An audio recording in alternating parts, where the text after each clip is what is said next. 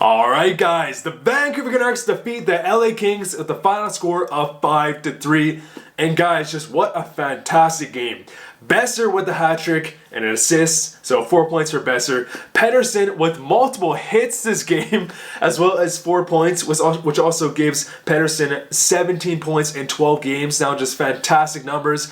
I was kind of criticizing Pettersson for not, fully turning on his offensive production, but it has arrived. And also Quinn Hughes with his first career 3-point game, which now puts Quinn Hughes tied for #1 in all of the NHL for rookie scoring. So as a defenseman, Quinn Hughes now has 10 points in his first 12 games, and he is tied with Cale Makar, his rival, for #1 in rookie scoring, which is just fantastic. And the Canucks just looked dominant the whole game. And they even had a career high shot total. I forget the final total. I think it was 50 shots. Again, guys, just a phenomenal game. So far this season, the Canucks are now 8-3-1 with an astounding 8-1-1 record within the last 10 games, which again, just fantastic, guys. Interestingly enough, I find that the Canucks still haven't been getting a lot of respect around the league to be a serious contender. And I guess I don't really blame them, but all this continued dominance will just definitely prove that, this hot start isn't a fluke. We're seeing a lot of teams kind of come back down to earth, like the Edmonton Oilers, whereas the Canucks, as of recently, had just been getting better. This win also puts the Canucks second in the Pacific, even though they have played the least amount of games, I guess, compared to, I think only the Arizona Coyotes have played the same amount of games, but great record. We're now second in the Pacific. We just passed the Vegas Golden Knights. The Canucks came out of the gates really strong in this game, which you love to see. We started strong and then we ended strong. We controlled the whole play for the first 4 minutes, some great cycling with Hughes, and again, Virtanen is on the Bo Horvat line and with Pearson, and they've been putting up some really good chemistry, good passing plays, and you love to see Virtanen get that more top 6 role within the Canucks lineup. And then on the LA Kings' first shot of the game, Carter breaks down the defense and tucks in a pretty nice goal. And on this goal, Anze Kopitar also got his 900th career point, so congratulations to Anze Kopitar. Shortly after this play, you see Fur Daddy Michael Ferland get into his first fight in the regular season as a Vancouver Canuck. When was the last time you've seen a Canucks player initiate a fight to inject some energy into the lineup? It just doesn't happen very much, and it hasn't happened in a very long time. However, unfortunately, this fight ended up removing Ferland from the lineup with an upper body injury. So hopefully there's no major issues here. And again, with guys like JT Miller, Mott, Myers, Ferland, and eventually Roussel getting added back into the lineup, we have that much needed grit that we've needed for seasons now. And that added grit is very apparent from a night-to-night basis, and it makes the Vancouver Canucks a much harder team to play against. It really opens up the ice for our superstars, and it's definitely just a great thing. And then on the second power play, the Canucks set up very well, cycling again very well. The power play was looking great. Pettersson sets up Brock Boeser with a super nice fake slap pass to Boeser, and Boeser makes no mistake and buries it. And Quinn Hughes also got his second assist of the night. And then on the following power play, the Canucks cycle the puck again extremely well. The power play has been just looking so much better as the games go on and the chemistry keeps getting built. The power play just keeps getting more exciting, more fun to watch, and Quinn Hughes absolutely blasts a slap shot, breaking Bo Horvat's stick right in the middle for a great deflection goal for Bo Horvat. I honestly just love the fact that Quinn Hughes is just able to blast the puck from the blue line basically any given moment. It really adds a lot to Quinn Hughes' game. Hughes is a phenomenal passer because of his ability to open up the ice with his skating, and then his great vision allows him to set up guys really well. But then what people don't really expect is that Hughes at any moment will just randomly blast pucks from the point, which is definitely so fun to watch, and it always keeps the defenders, the opposition, on their toes. And this dynamic that Quinn Hughes brings to the lineup is something that, Alex Edler just doesn't. And it's something that I've said many times before, but Quinn Hughes is definitely just like the polar opposite from Alex Edler in terms of creativity and shot creation.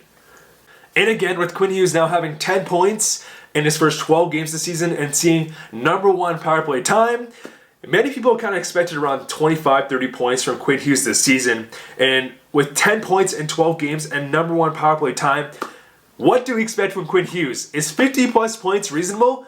If we see this power play all season and Pettersson and Boeser just keep getting better together and the chemistry keeps getting better, 50 points from a power play quarterback from Quinn Hughes, I feel like is definitely not unrealistic. So let me know what you guys think down below in terms of Quinn Hughes' production. The Canucks in the second period really started to turn on the Jets and just dominate in puck possession. And at one point they were outshooting the Kings 25-10 and around the midpoint of the second period. And again, the Canucks just look like a complete team. All four lines are really bought into Travis Green's system. The defense has been adding that much needed stability, and goaltending has just been very solid. However, I will say this game and even last game, Markstrom does seem a bit off. I don't know if it's because, the Canucks have just been dominant and then he gets all of a sudden a bunch of pressure and it throws him off. Markstrom seems a bit off, but again, a win is a win.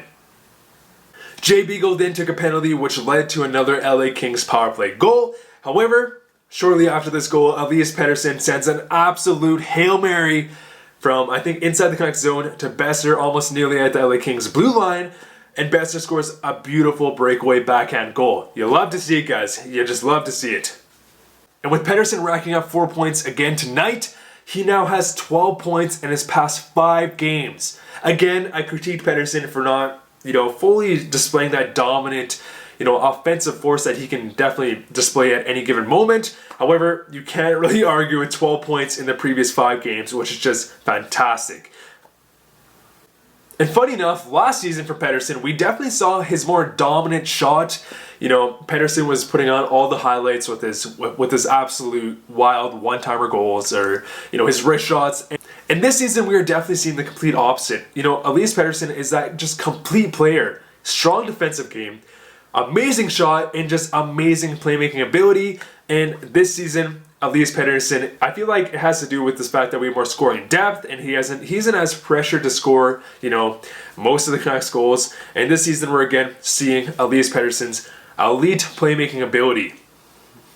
Starting the third period, the Vancouver Canucks were on the power play, and again, the power play has just been fantastic. And yet again, they displayed a near perfect power play. Cycling, shot creation, passing, it was just all great. And Brock Boeser records his 3rd career hat-trick, and he now has 6 goals in the past 5 games, and you love to see Brock Boeser scoring. Brock Boeser is a potential 30 to 40 goal guy. He's never hit that 30 goal mark because of injuries, but seeing this, more consistent goal production is definitely just great. So I hope, that we see Boeser finally hit that 30 goal mark, if not creep into that 40 goal range. And to add the final cherry on top, within the dying moments of the game on the power play, Pettersson rips a beautiful wrister from who else but Boeser and Hughes. So again, Boeser, Pettersson with 4 points, and Quinn Hughes with another 3-point night. Well, I guess his first 3-point night, which is just, what, ladies and gentlemen, you just love to see it. You really love to see it. For the majority of this, relatively young season, the Canucks have had pretty even goal scoring distribution among all the 4 lines. However, this game was completely different. The top line put on a show, and they just dominated the scoring sheet tonight. And I love it because I have Boeser, Pettersson, and JT Miller on my fantasy team, and they've just been dominating. And I think I have 90 points in the first three days of this week.